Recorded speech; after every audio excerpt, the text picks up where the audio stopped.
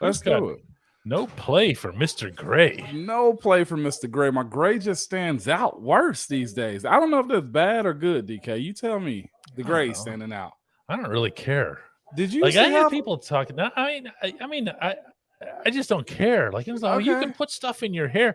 People do that stuff and they turn their hair's orange and stuff. Like, what do you want to do that for? But it's clear. I think you had brown hair one day. Like, were you a brown hair guy? I'd love to see a picture of you with brown hair, DK. Yeah, it just doesn't matter to me. You know how much work that'd be too? It's a lot. I get that.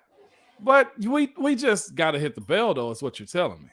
Oh, yeah, that. Let's do that. You ready? All right, I'm ready. All right, let's roll.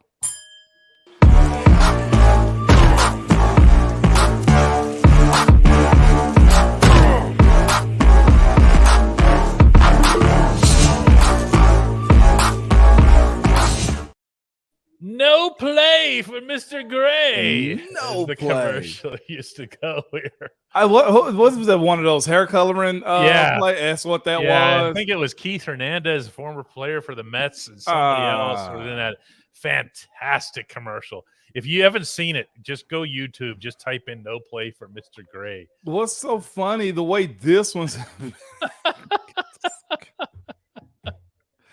Get this guy off our stream, DK. No. Who is that dude, man? That was my brother again, talking about some let's go big rage. The big rage is in the house. A little bit late, but at the same time, a little bit late. But, as one reader points out here, let's see if I can find a viewer. What's that? I'm used to dealing with my readers on the website here.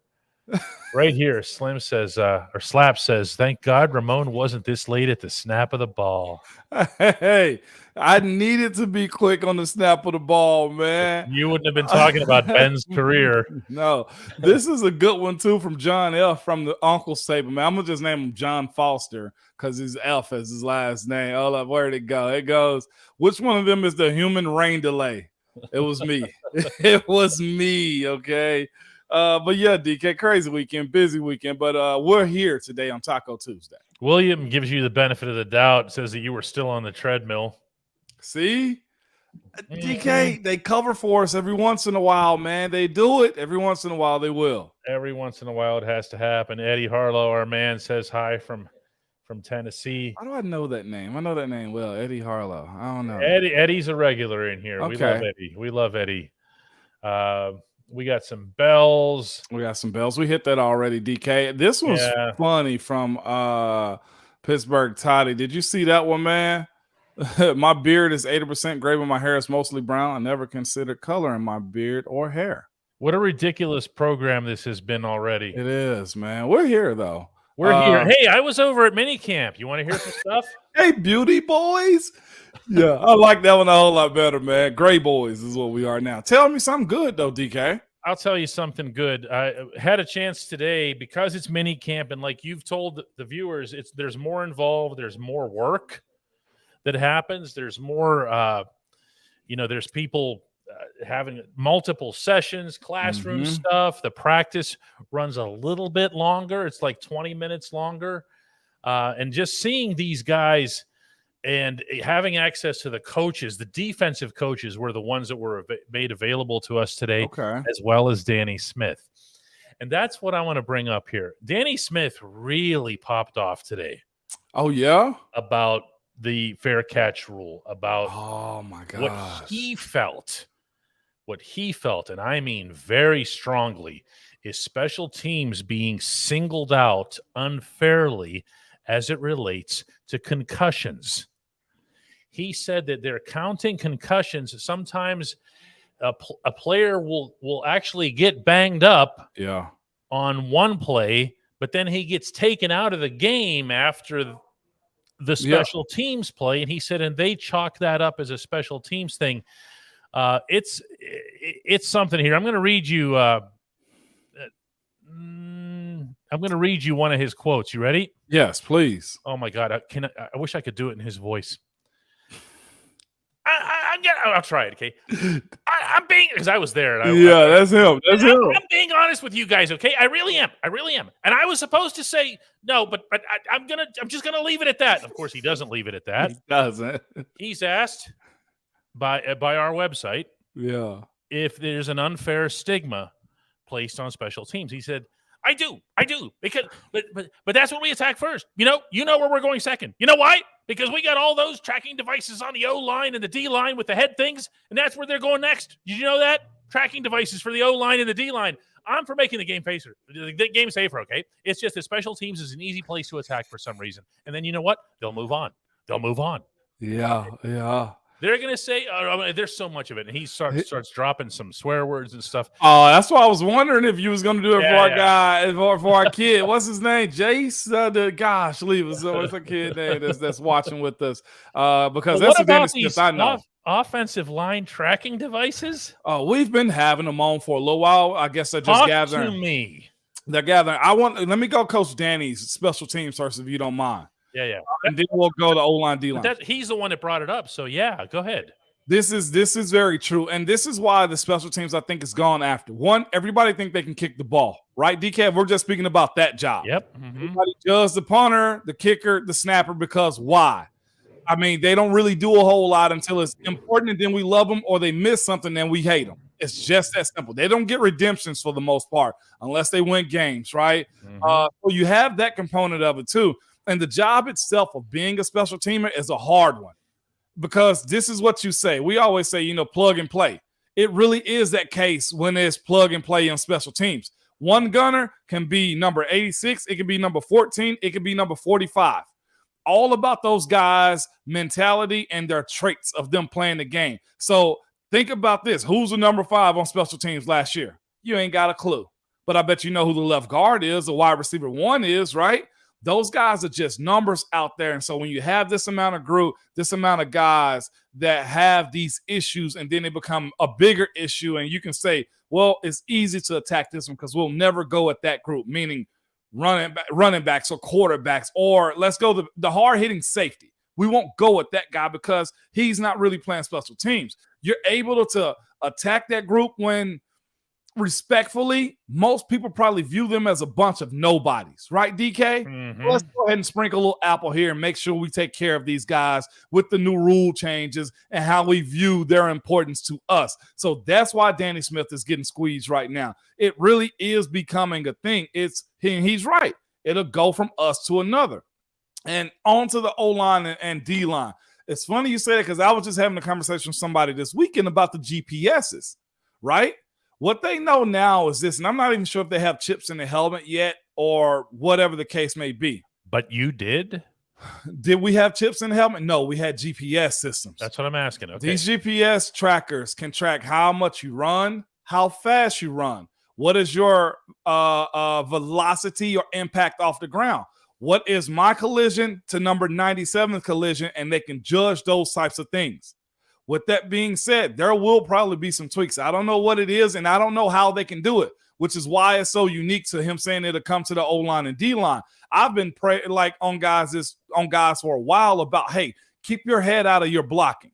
Because that's the only thing that really matters, though, right, DK? We can't really cut block anymore. We can't peel back block anymore. So it has to be the force in which guys are working right now. Broderick Jones is a fast kid, young man. And it's only going to get faster, stronger, and bigger from here on out, usually. They can't contain it, DK. To me, this is putting lipstick on a pig for the most part when you talk about them tracking and trying to regulate a position that really has no regulations to it and honestly can't have any regulations. Danny Smith's group of special teamers, those gunners, those 5 spots, those ones, you can't really track them. You really can't, because you can't tell them unless you adopt the USFL rules, where they're 10 yards away from one another and they do kickoff returns that way. What you will get is excitement, because if that guy breaks through the first 10 yards, it's a touchdown for the most part. What you will get is probably minimizing hits.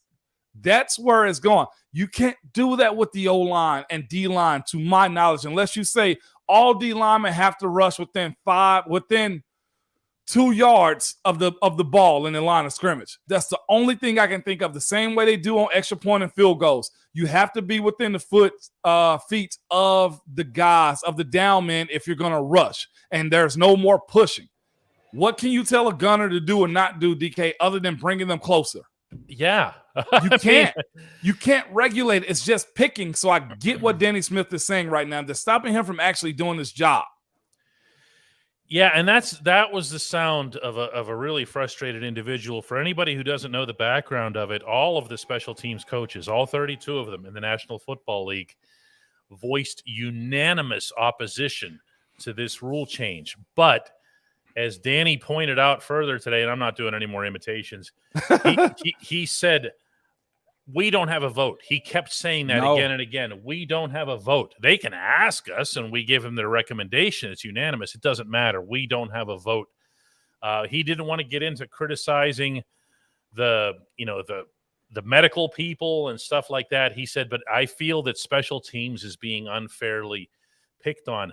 I am telling you, Moan, we are reaching the point, though, with special teams where you just say, what are you doing? End it. Yep.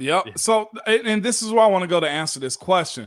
Denny GC from the Uncle's Table said this: why are there sensors on O-linemen but not on the ball for proper markings? This is why. Oh, jeez. Yeah. Great question, by the way. You track guys' movements, whether they need rest, whether they need recovery. If a guy, honestly, DK, this is what they won't say out loud. If a guy's declining, meaning his speed isn't where it was or his strength off the line of scrimmage is, it can tell you all of those things. The reason you can't put it in the ball, DK, is the same way the MLB is taking the ability to take substance off of balls, baseballs. That little chip may mess up the trajectory of the spin. I don't know. You tell me, DK. No. I mean, look at the stuff they put in phones, you know? You're not throwing a phone, though. And quarterbacks, trust me, will argue that. Quarterbacks will argue that. And if you put that sticker on the ball, well, my thumb is in the way, or hey, it's getting in the way of my pinky. Like, there's a lot that kind of goes into it. Trust me, they look at the laces, they feel the laces. If they feel weird, they look weird. I mean, they're deflating balls in Indianapolis. Well, before we go to break, Darren Watt brings up a pretty sound point here that should never be dismissed: is ending special teams in the owner's interests to reduce rosters and ultimately payroll. Do you really need 46 active if you're not sending out how many on special teams alone? You know? Dang, DK. I'm talking about game day. I don't 53 on the roster. Do you need 53 on the roster if you don't have No, when we're talking about special teams here, by the way, to be clear here, we're not talking about field goals and punts. No, not right now. Well, I guess punts you are. Punts you are. Kickoffs are mostly what they're going after. I love what special teams. I saw that from Jeff Thiessen. He said my wife throws that phone sometimes. It probably has good spin rate on it too. Tights that spiral. It is. I'll say this: I love special teams. They can be exciting. I do know they're violent as heck. They can be. Those dudes are running 20 plus miles per hour at times. I'm glad they got rid of the wedge, DK. Mm-hmm. That was dangerous, although exciting for some people that lived that life. And that also created jobs for guys too. Oh, yeah. And that's where I am. So I just put on my union hat. I don't want them taking away jobs from guys, DK, if we get rid of special teams. And at the same time, we don't want to make it sound like we're not worried about players' health. Thank you. So, I mean, there's also, you can have this conversation and not be some ogre who's not aware of concussions. The guy that I'm talking to right now has dealt with them. Yes. You know? I mean, and they're serious. Yeah. Yeah. And it's not something that, yeah. Anyway, when we come back, we're going to go on to a few other topics that you guys have, because from what I understand, that's the only segment that matters. That's all of Hey Moan, DK. At DK Pittsburgh Sports, we take pride in coverage that connects our city's fans to their favorite teams. Now, that connection's stronger than ever. Introducing our all-new state-of-the-art app. Find expert inside reporting and original podcasts. Check live box scores. Track the latest stats. Chat it up with our community of thousands of fans, all in one place. The new app from DK Pittsburgh Sports. Coverage that connects. Oh, yeah? You want want to say hi to Moan? Come on. Hey, what's going on? We got a gentleman here who wants to say hi to you. Yes, absolutely.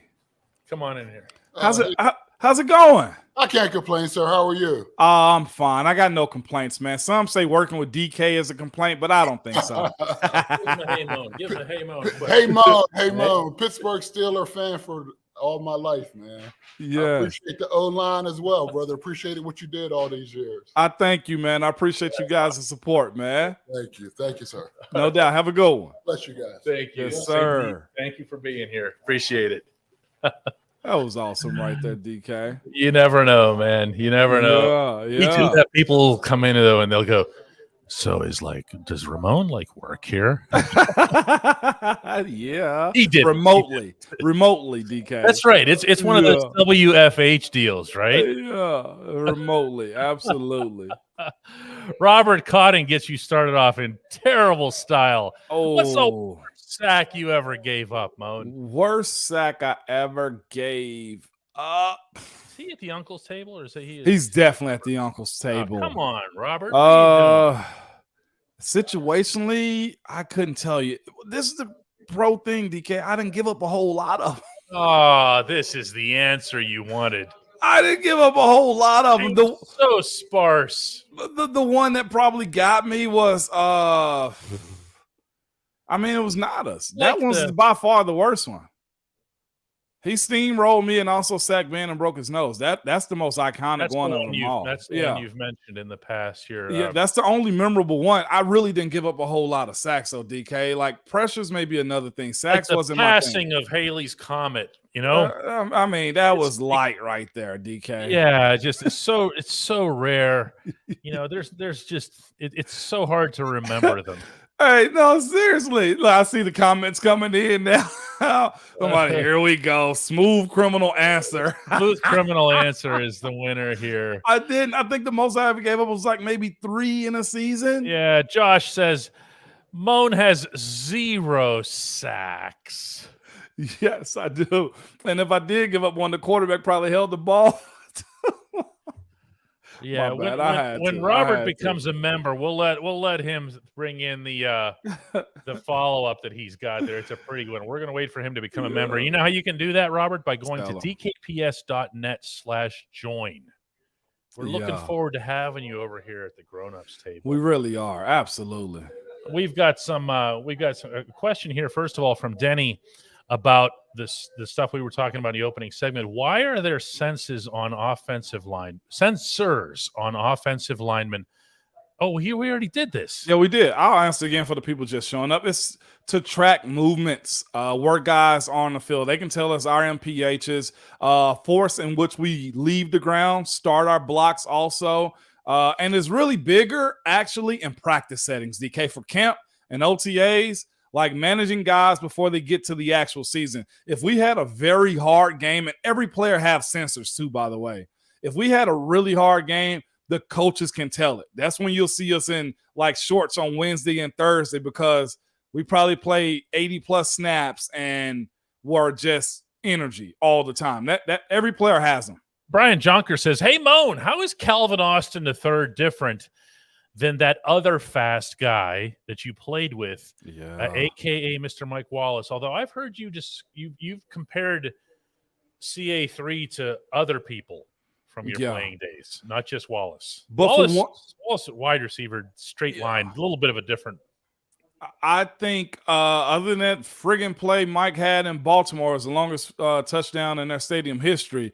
I don't know if I've ever seen Mike get in and get out of a play as fast as Calvin Austin is capable of. I think Calvin is quick and fast. I think Mike is a fast guy. You see what I'm saying? That's the separator. Ike Taylor once said this to me. Sometimes you just remember random lines that people give you. Ike, easily. From Ike, easily. I was asking Ike about some wide receiver who's really fast on the team. And Ike goes, he got speed. He ain't got Wallace speed. Yeah. In the most Ike verbiage possible. He ain't got Wallace speed. Yeah, no doubt about it, man. I can't say stuff like that. Corky's research says, hey, Moan, If Matt Canada balls out this year, does he get a big contract? It depending on how big of balling he does. Where's our laugh track? If they go to AFC Championship, I think you keep everything whole. I don't know if that's going to be the case. It's going to be hard for me to lay on the line and say Canada gets a big extension after this. I think it's beyond his means right now and his control of him getting retained. That's just me. Yeah, I mean, no. No. There you go, DK. No, I mean, that's not going to happen. It's not going to happen. I'm trying to get my laugh emoji up there. There it is. That tiny little thing, but you can see it there. It's actually a much louder laugh than that. And the sentiment is really much better expressed here. A little bit of coin. God, no. I in all seriousness, Matt Canada would have to prove something to the Steelers to get an extension. He's got just this year. And really, offensive coordinators they don't get super high paid unless you're one of those young up-and-comer types. You know what I'm talking about? And then, of course, I think there would be competition out there for that job. There should be, if Canada's let go, they should even have a ready-made guy already. That's somebody they know, hey, we're coming to get you if this don't work out. Or there should be a line of people outside 3400 South Water Street. Twiz is coming at us from Homewood. He says, what time does the shop close, DK? We're open from 12 to 6, Tuesday through Saturday. Hey, those are good times right there, DK. Yeah, what's Homewood? This like 7-8 miles from here? Twiz just out here, man. I think he said he's in Homewood, too. You can come on down. He did say that. That's not far from here. Come on down. Matthew Bunk is among many who's wishing condolences to the Savern family. Stan Savern, of course, passing last night. We have several people mentioning that. And Albie Quirky asks, hey, Moan, any memories or experiences with Stan that you care to share? I have none. I'm sorry to say. Yeah, I have none with them. I saw the significance of it on social media. Steelers release a presser, and I understand the impact that Pittsburgh has for one another. And it's just one of those things, man. We love our folks, and I'm glad to see him getting that. Let me explain that. Stan was on the air in a hosting capacity. Okay, so Stan was dealing with Mike Tomlin. He was doing one-on-one interviews. And in the facility, in a Steelers facility, that all happens upstairs, as we call it, okay? The players, they'll go upstairs into their classrooms, but that's not where media access is. So Stan wasn't somebody who was working a locker room. No. Stan was plenty busy enough with all of the 5,000 different things that he was hosting. So you're not going to see, I'm just trying to explain to everybody that you're not going to see or hear a player reaction from anybody today because it's just a different, it was a different part of the industry in which Stan operated. Stan was dealing with us people watching on TV. Moan was watching him on TV just like the rest of us. There we go, DK. Appreciate that, man. Yeah, that's what I'm trying to make sure that people don't misinterpret that here because this is obviously a beloved figure, a guy who went through a lot, a guy that I worked with very closely actually for a lot of years and got to see everything that he was going through, and not a lot of it was pleasant in recent years. And the toughness that he exhibited was a classic Pittsburgh toughness. It's something that on one hand made you really proud of him, and then on the other hand, wow, I mean you hurt like hell for him. Let's and I'm going to read this one from Brian, and then we're going to move on. Brian says Stan was a great person and a wonderful representative of Pittsburgh sports. Loved to hear his take on the Steelers. That's because it was real. Yeah. Most that cover the Steelers, man, are very authentic in that approach, DK. It's not many. I know Hines got some crap a few years back, right, when he was doing his thing in the media too. It ain't many, though, that don't do it right. And I'm not saying Hines didn't do it right either. I think he just caught a bad beat from networks that he was doing work with. But it is what it is, DK. It's just, wow. Here's Sticky B. He says, hey, Moan, the so-called trap games during the season, is that something in the locker room that's acknowledged, or the players prep each week in a similar fashion no matter the opponent? Great question. Don't lie. Okay, so here's it. We prep the same way, and the idea that football has to be done the proper way. The trap game concept, man, really is I'll say this. Bad teams played us a whole lot better than they play other teams. They always have, DK. Like, teams would lay down for mediocre teams, but when they played the Steelers, they really put it on. We had to really talk to each other about that sometimes too. So it wasn't necessarily trap games. It's just that the personnel of the team, the coaches, the scouts, ownership wanted to beat the Pittsburgh Steelers, so they treated it a certain type of way too, DK. Like, that week was big for them, and I've had other people tell us, hey, we were 5-6 at the time. We thought if we beat you guys, it'll reset our season. So I'll say this, there are conversations when that game is lagging a little bit. Hey, y'all need to get y'all stuff together. They can beat us if we keep playing around like this. So, yeah, it does happen. Here's one from That's Yad. He says, hey, Moan, are you at all worried about CTE from your time playing? Have you had talks with other players about it? What would it take for the NFL to pay for health insurance for all former players? Great. Lead that one up there for. Am I a little worried about it? I think it's probably naturally part of the game. I think also the different ways you attack it, though, too, DK. And you've heard me speak about this before. Staying sharp, getting sleep, not burning both ends of the candle when it comes down to how you approach life. Staying active and engaged, continually to learn. Again, I've been around guys that I probably look at that are young as heck. Like, hey, something going on with him. Like, you might want to check yourself out.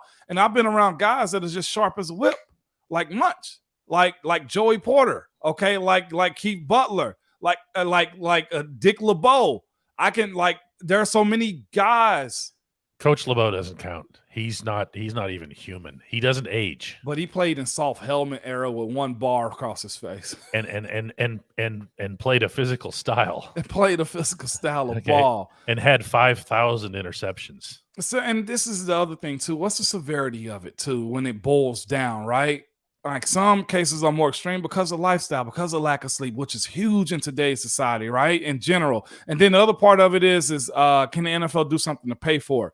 I'm a union guy, DK. You know this. We've had those conversations. I've tried to negotiate and bargain with guys about what lifetime means. Sometimes that means giving back money to the owner so that we can get that for lifetime. Also, the numbers for the NFL versus the NBA and MLB and NHL are way different. We're talking about 60 guys per team over years versus 12 to 15. With special teams.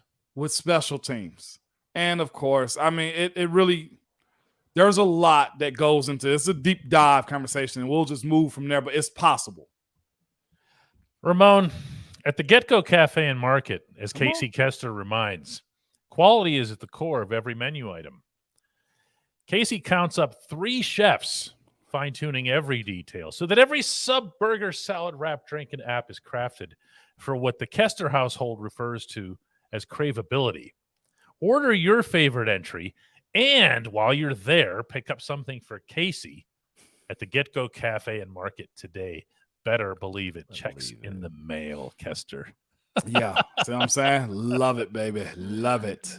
Oh. And one more thing, too, about CTE real quick. I think sometimes it can be an easy cop to say is that sometimes when guys honestly just need to be able to go talk to somebody. Get out all of those inner demons, right, that you deal with sometimes. We become isolated as retired players sometimes, and we don't explore and talk about feelings and stuff like that. That's my spiel because that always get brought up. And probably some of you guys are insulting sometimes. Oh, he's dumb. He's probably got CT. Like, I don't usually play about that type of stuff. I think it's a serious matter. I also think it's one of those situations in which, if possible, and your genetic bio makeup allows you to get help, I think you should. Antoine Crawford asks, what's Dick LeBeau up to today? I know that he's active. I saw him just in Nashville. And he was engaged in some capacity with the Steelers just recently as well, although it's kind of slipping my mind. I'm not as sharp as Coach LeBeau. Yeah, Coach LeBeau, I think he's still around. Somebody told me he actually picks up playing at bars around here at nighttime too. God. Yeah, like he plays an instrument, and it's been rumored that Coach Dick LeBeau picks up playing, just spotting in on like bars around Nashville. Dr. Shadow comes with some of the better questions, you know? Yeah, It really does. Hey, Moan, do you think any lineman that you played with, and I'm assuming he means a teammate, will wear the gold jacket someday?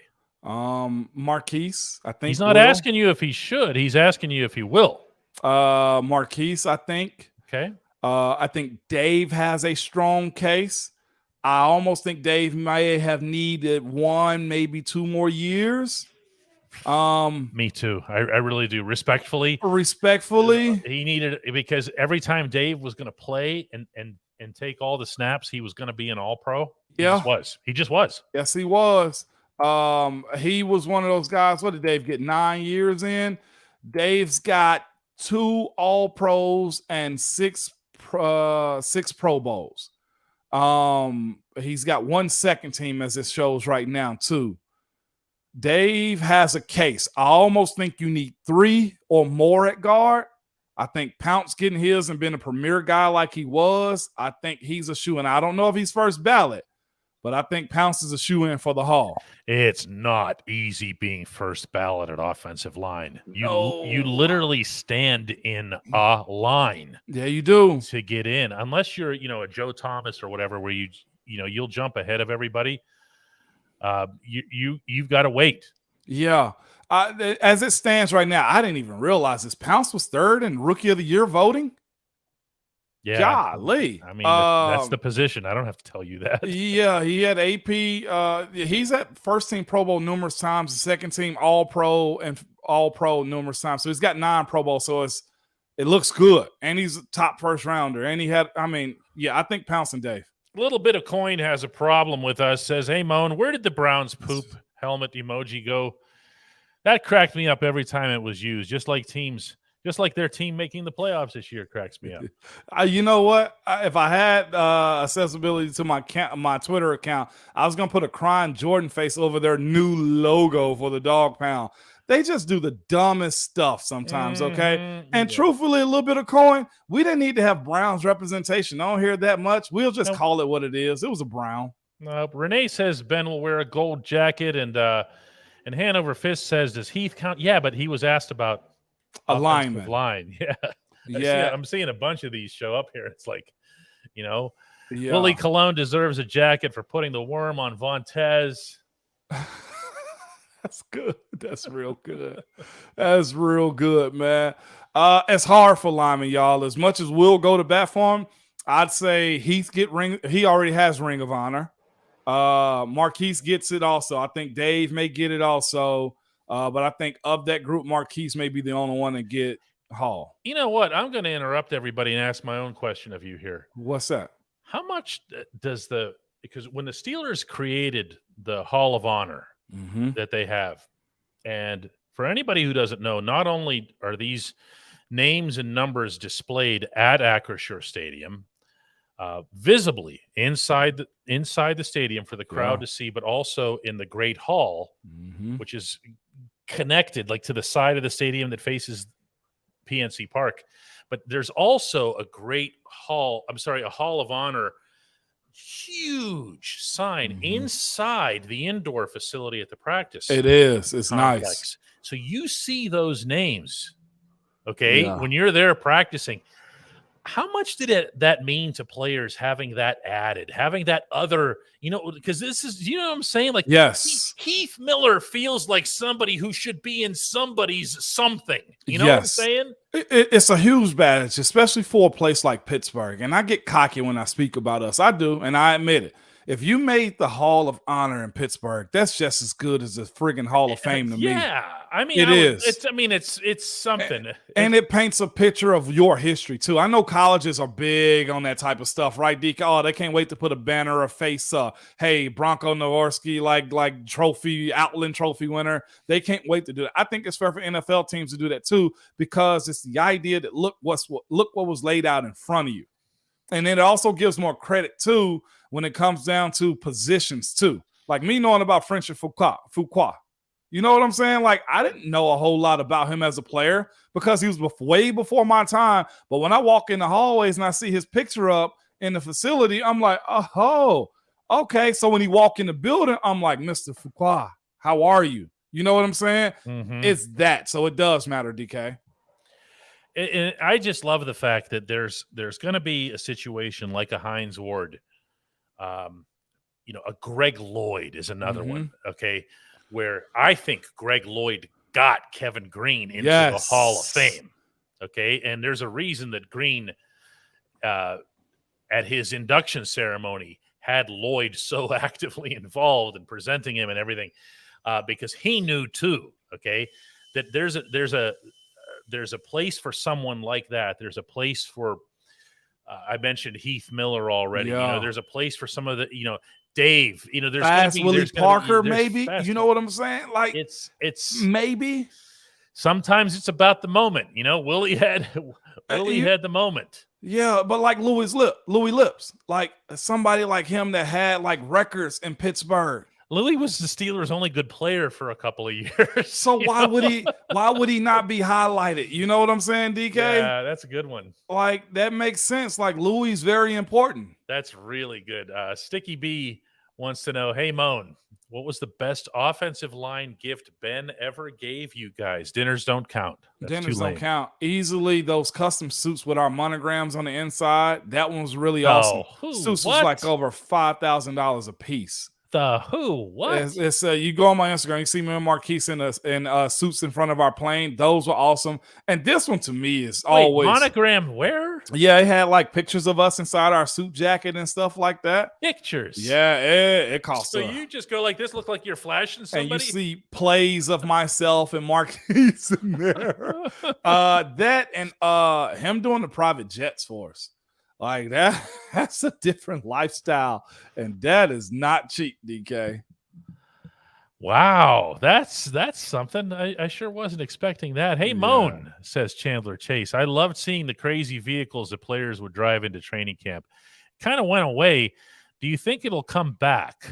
Yes, I do. Pandemic is why it went away. That's the only reason it went away. It will and should come. Cam should be leading that this year. I would think he will be. Those were phenomenal. I don't know if anybody's going to ever top AB stuff, but those were phenomenal. The helicopter and the Rolls Royce with a driver. But Chandler, this is the thing though. When you do those types of things, you got to have a mature team and a lot of winning. The second part being most important. Who was the player? Oh, the wide receiver. Help me out, people. Eli Rogers? Oh, Eli, no, man. You don't do it.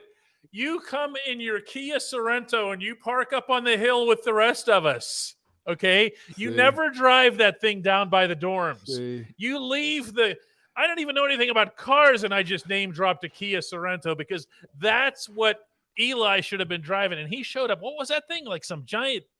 It was a dump truck with a hard hat, and he wore the hard hat every day. And as he's doing this, you remember that? I was there, and part of the media, and he's driving our way, and we're looking because we're always trying to figure out who it is first, right? Yeah. And we're going, oh, that must be somebody really like big star or whatever. And here he comes, and we're going, is that Eli? Yeah. Oh no, that's Eli. No, Eli, no, hit reverse. Quick little tip too. Not soon after that, we were having a walkthrough, and guess who was late? The same day. I think it was like 2 days later, because we were all chirping about it, like, bro, like, why are you showing up like you AB? Respectfully. And guys said that to him, like, you need to be cool. I just wrote down a great topic for us, and I'm sure everybody in this chat knows this too, DK. And I know you probably got a long list of guys too. Players who got ahead of their skis as pro. Oh, yeah. Hey, when we bring that up, there might be one or two already old. Hey, players who get ahead of themselves when, hey, just because AB does something, that's because he's AB. Oh, my gosh. We'll bring that up one day, DK, okay? Because that used to get me. Does not apply to you. Kevin Herzog, who needs a formal invitation to leave the Uncle's Table, says, hey, Moan, from this year's draft and only for this season, who gets the bigger boost, offense or defense? Meaning just out of this draft class. Just out of this draft class, I'm thinking defense, easily. Keanu Benton, Joey Porter Jr., Nick Herbig, Trice. Like the offense got the big one, but the defense crushed it. They sneakily ruled the draft. It's the defense. But I feel compelled to throw in a couple of things here. One is that the offense is going to obviously have Broderick Jones, and ideally would have upgraded play at left tackle. We'll see how all that shakes out. But I feel like I want to throw CA3 into this mix because he's never played. That's fair. He's going to be a true rookie. Really. No. Can't move the goalpost because he asked for this year and this year only. He did. Come on, Kev. Get away from the Uncle Saban so we can remember your name. I will say this, too. It's easier for a defensive player to grow than an offensive guy. Even the stud top wide receiver, they might only have 500, 600 yards. Can't resist this one. Seltzer Water says, hey, DK, your fellow Serb Novak Djokovic won the French Open this weekend in Paris, his 23rd Grand Slam, more than anyone ever see him play live. Yes, once it was at the Olympics in London. A great honor to be able to see that. But isn't it amazing, Moan? Yeah. First of all, that I would pick this to put it on the screen. But secondly, that the best tennis player in the world is a Serb. And what other sport has the best player in the world right now? Talking about the NBA? I believe that I am. I was so happy for him. I won't lie. And I thought about you. How about him after the of course, talking about Nikola Jokic of the and by the way, people, there's no joke or anything. The J is like a Y, just like in my name. It's Nikola Jokic. There's not much to it. So anyway, the Nuggets win. Congratulations to them. First title ever. First NBA title, 47 years ever, right? And if you saw the interviews with him last night, he just kept telling people, they were like, what are you going to do? What are you going to do? He just kept saying, I just want to go home. I just want to go home. Did you see that? I did. He was on the field, or on the court, rather, and they're like, Nikola, what are you going to do next? He's like, I'm just happy I get to go home. I just want to go home. It's the most Serb thing ever to be why is that, there. DK? Tell me why. Is I it? just want to go home. I'm born and raised in Pittsburgh, but I'm of Serbian heritage. And I went back to Serbia last summer, and it was emotional. It was something. I have a lot of family that's still there, hadn't seen in a while, and it's something. He meant that home, not his house in Denver. He's got one home. Okay. You're over there, and when my son and I went, we saw the side of their basketball arena in Belgrade. Yeah. Belgrade to everybody else. The entire side of their major arena that holds 18,000 people is just this huge image of him. Yeah. Wow. I mean, he's larger than life. Also larger than life is the fact that we pulled Kevin Herzog away from the uncle's table. You're a stud. You hear me? You are a stud. Do you understand me, Kevin? Never will we talk about you like that again. We're all good with him now. Yeah, we're good. David Hidalgo said, I hope Big Cam shows out with his entrance, especially since he doesn't have many left. David, I am going to share one thing from today's mini camp with you.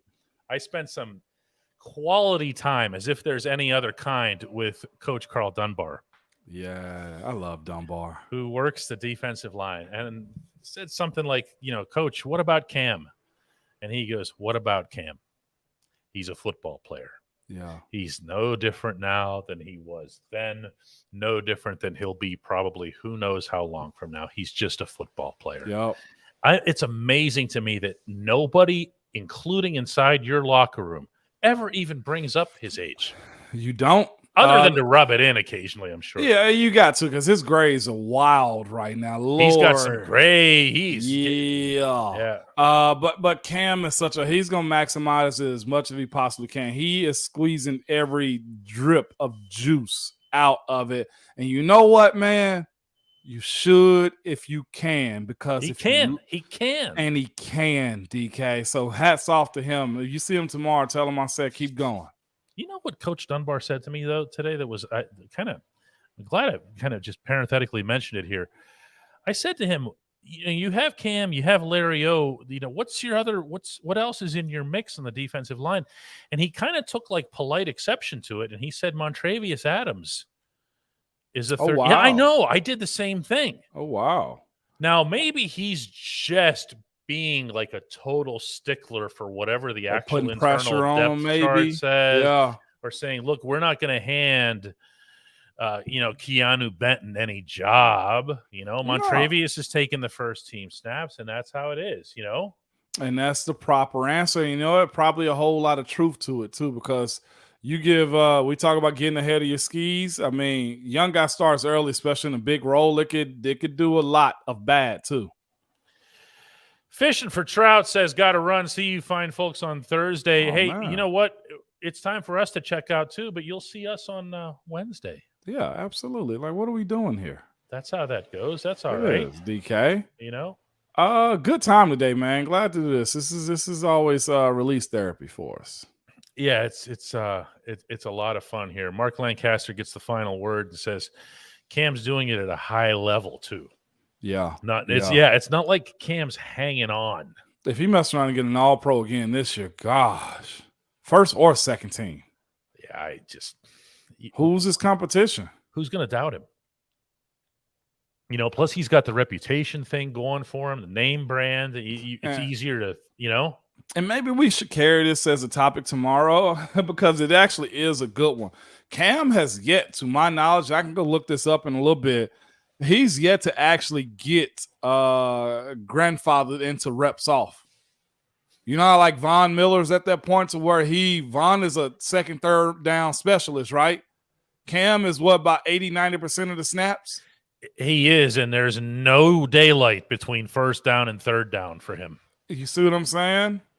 So, yeah. I mean, there's going to be a rotation. There's always a rotation, but that rotation is dictated largely by the athlete approaching the sideline and saying, Yeah, no doubt about it. So we got two good topics tomorrow, DK, if you want to go that route, man. Ahead of yourself and I like it. I like it a lot. We're going to save this one, too, from Ryan Lytle. I wonder if Cam thinks he can cover Connor. Not even close. That's why he is losing.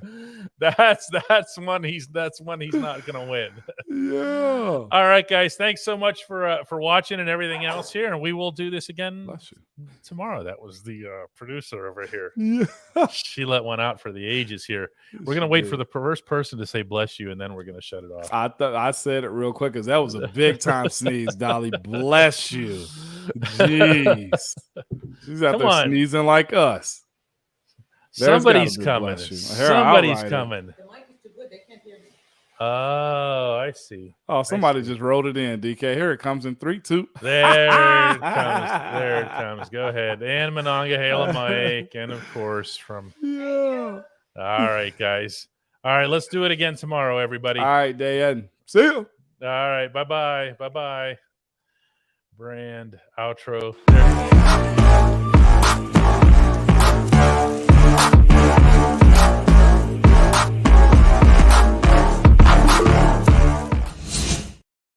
These aren't mine. Oh, they do have a 1950s flair to it. I figured they were. I was just handed these. After this show, I'm going to be performing in a Grease, a rendition of Grease over at Heinz Hall. I'm not. You should. You should, DK. I could probably get through like one act of Grease Lightning. Yeah, that's about it. Dancing included. No dancing. No dancing. Call them out, Dolly. That's what you're supposed to do. Definitely not here. William McDuffie gives us a great big piece. Tomorrow, William McDuffie becomes a member. He already is. Oh, he is? Yeah. Sorry, Bill. Come on, Bill. I'll put him up one more time just for that. All right. Peace. Bye, everybody.